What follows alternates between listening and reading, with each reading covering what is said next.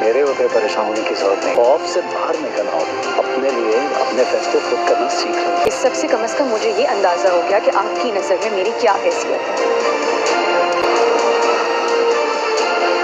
है ना?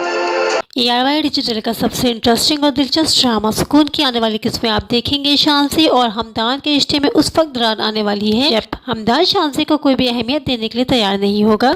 शांसी चाहती है कि हमदान की सही तवज्जो उसकी तरफ होनी चाहिए, मगर हमदान जिस तरह से शांसी को नजरअंदाज करता रहेगा उस वक्त के बाद तो उसका गुस्से में आना बनता ही है। शांसी को इग्नोर करने की वजह यह है कि हमदान नहीं चाहता कि शांसी उसके बारे में दूर तक सोचे।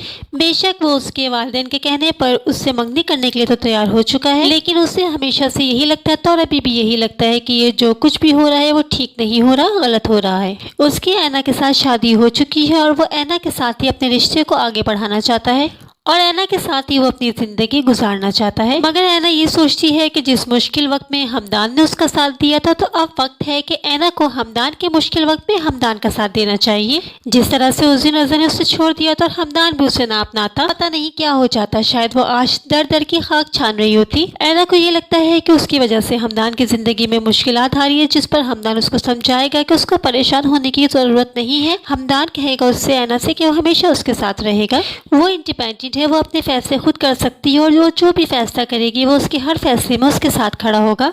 उधर शान से हमदान के घर आएगी उससे मिलने के लिए और बहुत सी बातें ऐसी हैं जो फ़ोन पे नहीं हो सकती, वो क्लियर करने के लिए उसके घर में आएगी। लेकिन हमदान को उखड़ा हुआ रवैया देखकर उसको एहसास हो जाएगा कि हमदान उससे शादी नहीं करना चाहता और इस तरह शांसी भी उससे नाराज होकर वहाँ से चली जाएगी। और हमदान तो चाहते भी यही है कि शांसी और उसकी शादी ना हो। शांसी इस बात से भी लाइल्म है कि हमदान और ऐना की शादी हो चुकी है और ऐना तो अभी इस घर में रहती है। तो ऐसा इत्तेफाकन ही होता आया है कि जितनी बार भी शांसी घर आई है ऐना घर पे मौजूद नहीं होती और एक बार मौजूद भी थी तो उसने खुद को छुपा लिया।